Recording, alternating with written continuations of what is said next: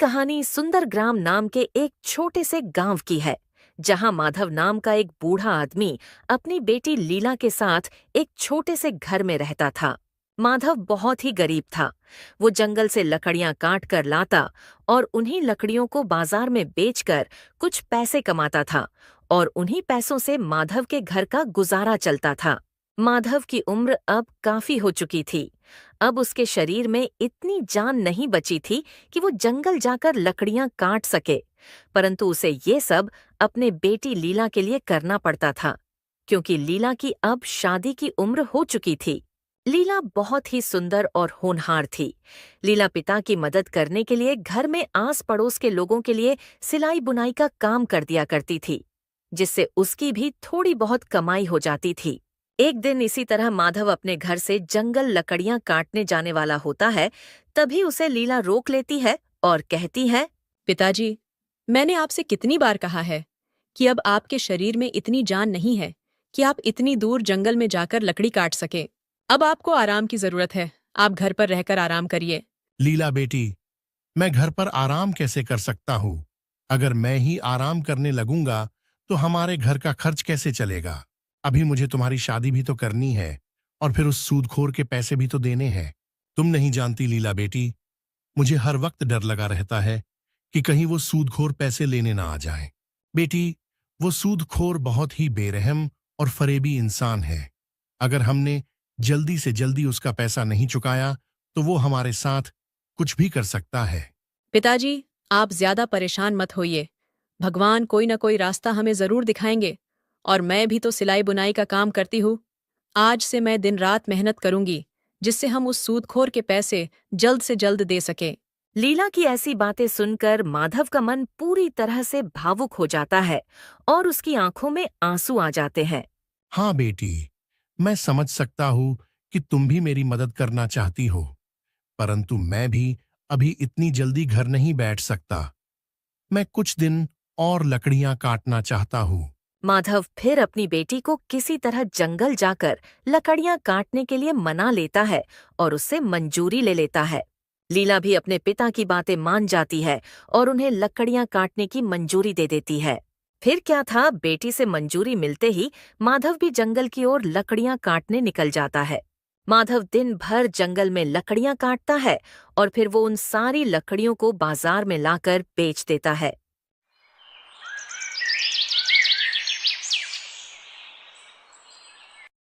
लकड़ियां बेचने के बाद माधव जब शाम को अपने घर आता है तो लीला उसे खाना देती है और उसके पास बैठकर बोलती है, पिताजी, अगर आप इतनी उम्र में ऐसे ही दिन दिन भर ऐसी लकड़ियां काटेंगे तो कैसे चलेगा? बेटी, इसके अलावा मैं कर भी क्या सकता हूँ? मुझे और आता भी तो नहीं है कुछ, और हमें उस सूदखोर के पैसे भी तो लौटाने हैं। पिताजी, आप एक काम क्यों नहीं करते हो? आप अपने किसी जान पहचान वाले से थोड़े पैसे उधार लेकर उस सूदखोर के पैसे लौटा क्यों नहीं देते हो? बेटी, बुरे वक्त में कोई रिश्तेदार या अपने कभी काम नहीं आते हैं। सारे रिश्तेदार अपने मुंह मोड़ लेते हैं, और वैसे भी मेरे सारे रिश्तेदार खुद ही गरीब हैं। वो तो खुद अपना गुजारा ही बहुत मुश्किल से कर पाते हैं। मेरा कोई दोस्त या रिश्तेदार इतना अमीर नहीं है जो मुसीबत में मेरी मदद कर सके। लेकिन पिताजी, हमें कैसे भी करके उस सूदखोर के पैसों का इंतजाम करना ही होगा। वो कल अपने पैसे लेने आएगा, और अगर हमने कल उसे पैसे नहीं दिए तो पता नहीं वो हमारे साथ कैसा सलूक करेगा। माधव अपने गरीबी के कारण बहुत ही लाचार था। उसे समझ में नहीं आ रहा था कि वो सूदखोर से अपना पीछा कैसे छुड़ाए।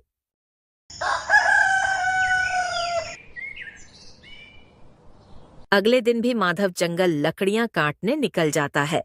कुछ देर तक चलते चलते वो जंगल पहुंच जाता है और जंगल पहुंचते ही वो बिना किसी देरी की लकड़ियां काटना शुरू कर देता है। कुछ देर तक जब बूढ़ा माधव जंगल में लकड़ियां काट रहा था, तभी वहां एक अनजान व्यक्ति आ जाता है और माधव के हाथ में कुल्हाड़ी देखकर वो माधव से कहता है, तुम्हारे हाथ में कुल्हाड़ी देखकर लगता है कि तुम एक लकड़हारे हो। हाँ बेटा, मैं एक लकड़हारा हूँ। क्या हुआ बेटा, तुम्हें मुझसे कोई मदद चाहिए क्या? नहीं, मुझे तुमसे कोई मदद नहीं चाहिए, मगर अब तुम्हें सजा से कोई बचा नहीं सकता है। या फिर यह भी हो सकता है कि राजा तुम्हें जीवन भर के लिए काल कोठरी में डाल दे।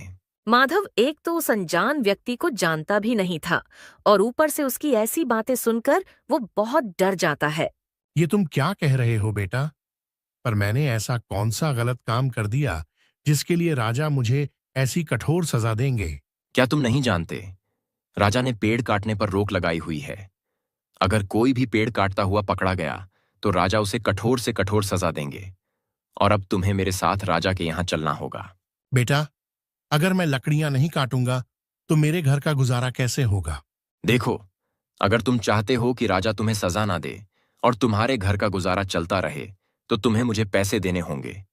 तभी मैं तुम्हारे बारे में राजा को कुछ भी नहीं बताऊंगा। अनजान व्यक्ति की बातें सुनकर माधव के आंखों में आंसू आ जाते हैं, जिन्हें देखकर गोपाल कहता है। अब तुम रो क्यों रहे हो? रोने धोने से काम नहीं चलेगा। पैसे से काम चलेगा, सिर्फ पैसे से। अगर तुम चाहते हो कि राजा तुम्हें सजा ना दे तो तुम्हें पैसे तो देने ही होंगे। बेटा, पैसे तो मेरे पास नहीं है।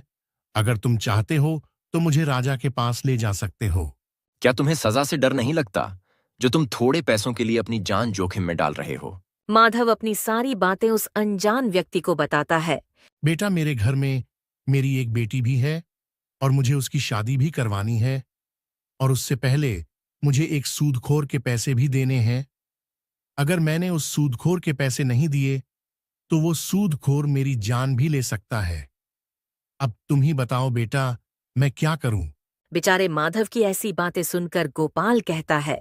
देखो, वैसे तो मैं किसी पर भी दया नहीं करता हूं, लेकिन तुम बूढ़े हो और तुम्हारी एक बेटी भी है जिसकी तुम्हें शादी भी करनी है। देखो बाबा, मैंने आज तक अपनी जिंदगी में कोई अच्छा काम नहीं किया है, लेकिन हां, आज जरूर करूंगा। क्या पता इस नेक काम से भगवान मुझसे खुश हो जाए और मेरी सारी गलतियों को माफ कर दे। फिर क्या था, गोपाल माधव को सोने के सिक्कों से भरी एक पोटली निकाल कर दे देता है और माधव से कहता है। इस पोटली में सोने के सिक्के हैं, जिनमें से कुछ सिक्कों को तुम उस सूदखोर को दे देना और बचे हुए सिक्कों से तुम अपने बेटी की शादी करवा देना।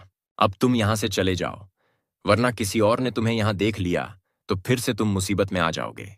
बूढ़ा माधव गोपाल से इतनी बड़ी मदद मिलने के बाद उसे बहुत आशीर्वाद देता है और फिर वहां से वो खुशी खुशी अपने घर की ओर निकल जाता है। कड़ी धूप होने के कारण चलते चलते माधव को रास्ते में चक्कर आने लगता है, इसलिए माधव आराम करने के लिए एक पेड़ की छांव में बैठ जाता है। देखते देखते कुछ समय में माधव की आंख लग जाती है और वो वहीं सो जाता है। माधव जब सो रहा होता है तभी वहां एक चोर आ जाता है। चोर जब माधव के पास पहुंचा तो उसने देखा बूढ़े माधव के पास एक पोटली है, तो वो तुरंत उसके पास से वो पोटली चुराकर वहां से निकल जाता है। थोड़ी दूर जाने के बाद जब वो चोर पोटली खोलकर देखता है तो वो तो सोने के सिक्कों को देखकर बहुत खुश होता है। अरे वाह, इतने सारे सोने के सिक्के! आज तो मेरी किस्मत चमक गई। अब मेरी पत्नी और बच्चों को भूखा नहीं सोना पड़ेगा। इतने सारे सिक्कों से तो मेरा सालों का गुजारा हो जाएगा। इतना कहकर चोर अपने घर की ओर निकल पड़ता है। कुछ समय बाद जब माधव की आंख खुलती है तब वो अपनी पोटली ढूंढने लगता है, लेकिन उसे वो सोने के सिक्कों से भरी पोटली नहीं मिलती है। तब माधव बहुत घबरा जाता है और अपने आप को कोसने लगता है। हे भगवान, ये क्या हो गया? मैं ना जाने कैसे सो गया। ना ही मैं सोता और ना ही मेरे सोने के सिक्कों से भरी पोटली चोरी होती। बरसों बाद एक खुशी मिली थी, लेकिन अब वह भी छीन गई। अब मैं उस सूदखोर के पैसे कैसे दूंगा और मेरी बेटी की शादी मैं कैसे करूंगा? हे भगवान, मुझ बूढ़े और लाचार की मदद करो। यहाँ माधव अपने आप को कोस रहा था और वहाँ दूसरी तरफ वो चोर सोने के सिक्कों की पोटली लेकर अपने घर पहुंच जाता है। चोर अपनी पत्नी को आज उसके साथ हुई घटना की सारी बात बहुत गर्व से बताने लगता है। तुम मुझे हमेशा कोसती रहती थी ना कि मैं कुछ काम नहीं करता हूं, तो लो, आज तुम देखो मैंने कितना बड़ा काम किया है। ये देखो, सोने के सिक्कों से भरी पोटली। इस पोटली में इतने सिक्के हैं कि इन सिक्कों से हमारा कम से कम 4-5 साल का गुजारा तो आराम से हो जाएगा। अब मुझे कोई भी काम ढूंढने की या करने की जरूरत नहीं पड़ेगी। आप इतने सारे सोने के सिक्के कहाँ से लाए हो? तुम्हारी ये सवाल करने की आदत कब जाएगी? मैं इतने सारे सोने के सिक्के कहाँ से लाया हूं या किससे लाया हूं, ये जानकर तुम्हें क्या करना है? तुम आम खाओ गुठलियां क्यों गिन रही हो? मुझे जानना है कि आप इतने जल्दी इतने सारे सोने के सिक्के कहाँ से लाए। कहीं आप ये सोने के सिक्के कहीं से चुरा कर तो नहीं लाए? तुम्हारी ये बहस करने की आदत कब जाएगी? हाँ, मैं ये सोने के सिक्के चुरा कर लाया हूं। एक बूढ़ा आदमी पेड़ के नीचे सो रहा था, उसी के पास से मैं ये सोने के सिक्कों से भरी ये पोटली चुरा कर लाया हूं। क्या कहा आपने? आप अब चोरी भी करने लगे हो? क्या आप दूसरों को तकलीफ देकर खुद खुश रहना चाहते हैं? वो बेचारा बूढ़ा गरीब आदमी न जाने किस हाल में होगा, न जाने उसने ये सोने के सिक्के किस काम के लिए रखे होंगे, और आप उन सिक्कों को चुरा कर ले आए। अरे वो बूढ़ा आदमी गरीब नहीं है, बल्कि एक पैसे वाला आदमी है। ये आपको कैसे पता कि वो पैसे वाला आदमी है? क्या आप उसे जानते हैं? नहीं, मैं नहीं जानता उस आदमी को, पर वो गरीब नहीं हो सकता, क्योंकि कोई भी गरीब आदमी इतने सारे सोने के सिक्कों से भरी पोटली ऐसे ही अपने पास रखकर जंगल में ऐसे ही बेफिक्र होकर किसी पेड़ के नीचे सो नहीं सकता है। मुझे इस बात से कोई फर्क नहीं पड़ता कि वो बूढ़ा आदमी गरीब है या अमीर। बस हमें किसी की खून पसीने की कमाई नहीं चाहिए, इसलिए आपको उसको उसकी ये पोटली लौटानी होगी। तुम ये कैसी बेवकूफों वाली बातें कर रही हो? अब मैं उस बूढ़े आदमी को कहां कहां जाकर ढूंढूंगा? तुम तो एकदम ही सठिया गई हो। मुझे कुछ नहीं पता, आपको उसको तलाश करना ही पड़ेगा और उसे ये पोटली लौटानी होगी। मुझे एक समय के लिए भूखा रहना मंजूर है, पर किसी और के हक की रोटी मैं नहीं खा सकती हूँ। आपको अपने पत्नी और बच्चों का पेट मेहनत मजदूरी करके भरना चाहिए, न कि चोरी करके। ठीक है, मुझे पता है कि तुम नहीं मानोगी। मैं जाकर उस बूढ़े व्यक्ति को ढूंढूंगा और उसको उसकी ये पोटली लौटा दूंगा।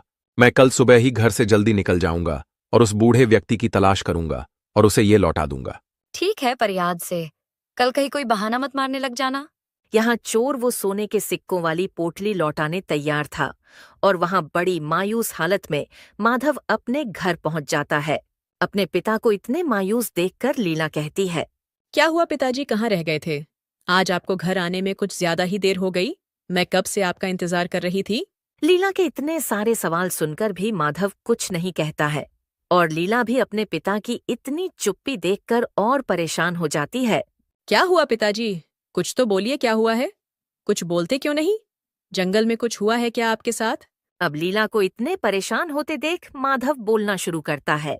माधव आज की जंगल वाली पूरी कहानी लीला को बता देता है। जब माधव लीला को सारी बात बता रहा होता है, इसी बीच वो सूदखोर अपने पैसे लेने माधव के घर पहुंच जाता है। सूदखोर को देखकर माधव और लीला दोनों बहुत घबरा जाते हैं। माधव, तूने आज मेरे पैसे देने का वादा किया था। चल अब जल्दी से मुझे मेरे पैसे दे। माधव सूदखोर को देखकर डरा हुआ तो था, पर किसी तरह डरते डरते उसने सूदखोर से कहा, हाँ सेठ जी, मैंने आपके पैसों का इंतजाम कर लिया था, पर आज जंगल में किसी ने मेरे सोने के सिक्कों की पोटली को चुरा लिया। माधव से सोने के सिक्कों की बात सुनकर सूदखोर उसे चिल्लाने लगता है। तूने मुझे बेवकूफ समझाया क्या कि तू मुझसे झूठ बोलेगा और मैं तेरी ये फालतू की बातें मान लूंगा? अरे तेरे जैसे मुझे 50 मिलते हैं झूठ बोलने वाले। अब जल्दी से मुझे मेरे पैसे दे दें और मेरा समय मत बर्बाद कर। नहीं सेठ जी, मैं झूठ नहीं बोल रहा हूँ, मेरा विश्वास कीजिए, किसी ने मेरे सोने के सिक्कों से भरी पोटली चुरा ली है। अच्छा, तो तेरे पास वो सोने के सिक्कों से भरी पोटली कहाँ से आई थी? जरा मुझे भी तो पता चले। आखिर तू बुढ़ापे में ऐसा क्या करता है जो तुझे सोने के सिक्कों से भरी पोटली मिल गई? माधव सूदखोर की इतनी कड़वी कड़वी बातें सुनकर भी चुप रहता है। वो सूदखोर की बातों का कोई जवाब नहीं देता है और उसे इतना चुप देखकर सूदखोर कहता है, अब चुप क्यों है, कुछ बोलता क्यों नहीं है कि तेरे पास वो सोने के सिक्कों से भरी पोटली कहाँ से आई थी? तुझे बुढ़ापे में झूठ बोलते शर्म नहीं आ रही है? तू ऐसे नहीं मानेगा। तू एक काम कर, मेरे साथ राजा के पास चल, अब वही तेरा फैसला करेंगे। सूदखोर माधव को अपने साथ राजा के पास ले जाने लगता है। रास्ते में जब कुछ लोग सूदखोर को देखते हैं तो वो आपस में बातें करने लगते हैं। देखो भाई, ये सूदखोर बेचारे बूढ़े माधव चाचा को राजा के पास लेकर जा रहा है। देखना भाई, जितना ये गरीब लोगों को परेशान कर रहा है, भगवान भी इसे उससे ज्यादा तड़पाएंगे। सही कहा भाई, पर अब पता नहीं राजा बेचारे माधव चाचा को कौन सी सजा सुनाएंगे, क्योंकि ये अत्याचारी सूदखोर अपने पैसों के लिए किसी को भी बुरी से बुरी सजा दिलवा सकता है। कुछ देर बाद सूदखोर माधव को अपने साथ लेकर राजा के दरबार में पहुंच जाता है और पहुंचते ही राजा से कहता है, महाराज, इस माधव ने मुझसे पैसे लिए थे और अब मुझे पैसे नहीं दे रहा है और ऊपर से मुझसे झूठ बोल रहा है कि कोई इसके सोने के सिक्कों की पोटली चुरा कर ली गया है। सूदखोर की पूरी बात सुनने के बाद राजा बोला, तो तुम ऐसे आदमी को पैसे देते क्यों हो जो तुम्हारे पैसे तुम्हें चुका ही ना सके? लेकिन महाराज ये मेरे सामने आकर रो रहा था, इसलिए मैंने इस पर तरस खाकर इसे पैसे दे दिए। नहीं तो मैं ऐसे लोगों को कर्ज कहाँ देता हूं जो कर्ज लौटा ना सके। सूदखोर की बातें सुनने के बाद राजा अपना फैसला सुनाता है। यहाँ के नियम के अनुसार जो व्यक्ति समय से कर्ज नहीं चुका पाता है उसके पूरे परिवार को कर्ज देने वाले की गुलामी करनी पड़ती है जब तक वो अपना पूरा कर्ज ना चुका ले। लेकिन मैं बूढ़े माधव के उम्र का लिहाज करके हुए उसे 1 दिन का समय और देता हूं। अगर माधव तुमने 1 दिन में इसका पैसा वापस नहीं किया तो तुम्हें उसकी गुलामी करनी होगी। राजा की बात सुनते ही माधव तो डर से कांपने लगा। अब उसे और उसकी बेटी को सूदखोर की गुलामी करनी पड़ेगी। फिर क्या था, राजा का फैसला सुनने के बाद सूदखोर और माधव के घर पर वापस आ जाते हैं। माधव, जब तू मेरे पैसे 2 साल में नहीं लौटा पाया, अब 1 दिन में कैसे लौटा देगा? तू एक काम कर, अपनी इस खूबसूरत बेटी की शादी मुझसे कर दे। तेरी बेटी मेरे साथ राज करेगी और मैं तेरे साथ भी अच्छा व्यवहार करूंगा और मैं तेरा कर्जा भी पूरा माफ कर दूंगा। बोल, मंजूर है तुझे मेरा ये प्रस्ताव? कराएगा अपनी बेटी की शादी मुझसे? सूदखोर की ये बात सुनकर लीला आग बबूला हो जाती है और सूदखोर से कहती है, मैं तेरे जैसे इंसान से कभी शादी नहीं करूंगी। तू इंसान नहीं, शैतान है जो इंसानों पर जुल्म करता है। तो ठीक है, फिर मैं भी देखता हूं कि तुम लोग मेरे पैसे कैसे चुका पाते हो और मैं तेरे बूढ़े बाप से इतना काम करवाऊंगा कि उसकी आत्मा भी कांप जाएगी। अब मैं चलता हूं और कल आऊंगा अपने पैसे लेने। फिर क्या सूदखोर माधव और उसके बेटी लीला को धमकाकर वहां से निकल जाता है। सूदखोर के जाने के बाद लीला अपने पिता माधव से कहती है, पिताजी, हम 1 दिन में इस मनहूस के पैसे कैसे चुकाएंगे? अगर हम 1 दिन में इसका कर्ज नहीं चुका पाएंगे तो वो मनहूस हम पर बहुत अत्याचार करेगा। पिताजी, मैं आप पर अत्याचार होते हुए नहीं देख पाऊंगी। इस लालची ने बहुत लोगों को लूटा है, किसी का घर छीन लिया है तो किसी की जमीन छीन ली। पिताजी, अगर आपकी मर्जी हो तो मैं इस सूदखोर से शादी कर लेती हूँ, नहीं तो वो आप पर बहुत अत्याचार करेगा। नहीं बेटी, तुम इस लालची और अत्याचारी से कभी शादी मत करना। अगर हमारे किस्मत में उसकी गुलामी करनी लिखी है तो हम उससे भाग नहीं सकते हैं। लेकिन पिताजी, वो सूदखोर बहुत बेरहम है, उसको किसी पर दया नहीं आती है।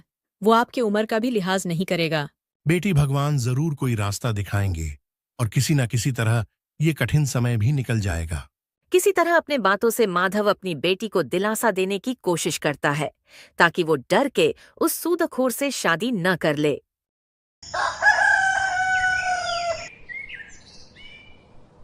अगली सुबह वो चोर उस बूढ़े व्यक्ति की तलाश करके उसे उसकी वो पोटली लौटाने के लिए घर से जल्दी निकल जाता है और माधव भी अपने घर से सुबह सुबह जंगल से लकड़ियां काटने निकल जाता है। माधव जंगल की ओर जाते जाते उसी पेड़ के पास पहुंचता है और पेड़ के पास रुककर बोलने लगता है, काश कल के दिन मैं नहीं सोया होता तो आज मेरे और मेरी बेटी को इतनी मुसीबतों का सामना नहीं करना पड़ता। आज मैं उस सूदखोर के कर्ज से भी आजाद होता और मेरे पास इतने पैसे होते कि मैं अपने बेटी की शादी बहुत धूमधाम से कर पाता। जब माधव पेड़ के पास पहुंचकर अपना दुख जाहिर कर रहा होता है, उसी वक्त वो चोर भी उसे ढूंढते ढूंढते वहां पहुंच जाता है। वो माधव को देखकर पहचान जाता है और सोचने लगता है, ये तो वही बूढ़े चाचा हैं जिनके मैंने सोने के सिक्के की पोटली चुराई थी। नसीब ये मुझे यही मिल गए, वरना तो मुझे इन्हें गांव गांव घूमकर ढूंढना पड़ता। वो तुरंत माधव के पास पहुंच जाता है और उससे कहता है, चाचा, आपको देखकर लग रहा है कि आप किसी बड़े मुसीबत में हैं। आप मुझे बताइए क्या बात है। मुझसे जो कुछ हो पाएगा मैं आपकी मदद करूंगा। बूढ़ा माधव चोर के फटे हुए कपड़े देखकर बोला, बेटा, तुम्हारे कपड़े तुम्हारी कहानी खुद बता रहे हैं। ऐसे में मैं कैसे विश्वास करूं कि तुम मेरे इस बुरे समय में मेरी मदद कर सकोगे। चाचा, आप मेरे कपड़ों को देखकर मेरी हालत पर मत जाइए। आप मुझे अपनी परेशानी बताइए, हो सकता है मैं आपकी कोई मदद कर पाऊं और मैं पूरी कोशिश करूंगा कि आपके दुख को दूर कर पाऊं। बेटा, 2 साल पहले मैंने एक सूदखोर से पैसे लिए थे, लेकिन मैं अभी तक उसका कर्ज नहीं चुका पाया और अब तो मुझे राजा का आदेश मिल गया है कि अगर आज शाम तक मैंने उसका कर्ज नहीं चुकाया तो मुझे और मेरी बेटी को उसकी गुलामी करनी पड़ेगी। कल मुझे एक नेक दिल इंसान ने सोने के सिक्कों से भरी एक पोटली दी थी। जिसके मिलने पर मैंने सोचा था कि उनसे मैं उस सूदखोर के पैसे भी लौटा दूंगा और अपने बेटी की शादी भी करवा दूंगा। लेकिन कल जब मैं पोटली लेकर अपने घर जा रहा था तो मुझे चक्कर आ गया था। तो मैं इसी पेड़ के नीचे कुछ देर आराम करने बैठ गया था, पर बैठ बैठे कुछ ही देर में मेरी आंख लग गई और फिर किसी ने वो सोने के सिक्कों वाली पोटली चुरा ली। माधव की सारी बात सुनकर चोर समझ गया था कि उसने कल बहुत बड़ी गलती कर दी थी। चोर फौरन वो सोने के सिक्कों वाली पोटली माधव के सामने रख देता है और उससे बोलता है, चाचा कहीं ये आपकी पोटली तो नहीं है? हाँ बेटा, यही तो है वो पोटली। बेटा, लेकिन ये तुम्हारे पास कहाँ से आ गई? इसे तो कोई चुरा कर ले गया था। चाचा वो कल ये पोटली आपके पास से मैं ही चुरा कर ले गया था, पर चाचा इसके लिए मुझे माफ कर देना। चाचा मैं एक गरीब आदमी हूं। मेरे घर में मेरी पत्नी और मेरे बच्चे भूखे थे। मैं काम के तलाश में निकला था, परंतु मुझे कहीं भी काम नहीं मिला। मुझे आप इस पेड़ के नीचे सोते हुए मिले थे, तभी मैंने आपके पास ये पोटली देखी तो मैंने इसे चुरा ली। चाचा इतने सारे सोने के सिक्कों को देखकर मुझे लगा कि अब मुझे कुछ सालों तक काम नहीं करना पड़ेगा और मेरे घर वाले कभी भूखे नहीं रहेंगे। लेकिन मेरी पत्नी ने मुझसे कहा कि मुझे भूखा मरना पसंद है, लेकिन किसी और की खून पसीने की कमाई से मैं अपना पेट नहीं भर पाऊंगी, और उसने फिर मुझे आपको ढूंढकर इन्हें वापस करने कहा है। मेरी किस्मत बहुत अच्छी है कि आप मुझे यहीं मिल गए, वरना तो मुझे आपको गांव गांव में जाकर ढूंढना पड़ता। और चाचा हो सके तो मुझे माफ कर दीजिए, मेरी वजह से आपको इतनी परेशानी का सामना करना पड़ा। कोई बात नहीं बेटा, तुमने मुझे ये सोने के सिक्के लौटा दिए, इसलिए मैंने तुम्हें माफ कर दिया और अब मैं इन सिक्कों से उस सूदखोर के पैसे लौटा दूंगा और अपने बेटी की शादी भी बहुत अच्छे से कर पाऊंगा। फिर क्या था, सोने के सिक्कों की पोटली मिलते ही माधव तुरंत से अपने घर पहुंच जाता है और उसे अपनी बेटी लीला को दिखाता है। माधव ने उन सोने के सिक्कों को बेचकर उस सूदखोर के पैसे भी लौटा दिए और बचे हुए सोने के सिक्कों की मदद से अपनी बेटी की शादी भी बहुत धूमधाम से कर दी। तो दोस्तों, कहानी आपको कैसी लगी, हमें कमेंट में जरूर बताएं।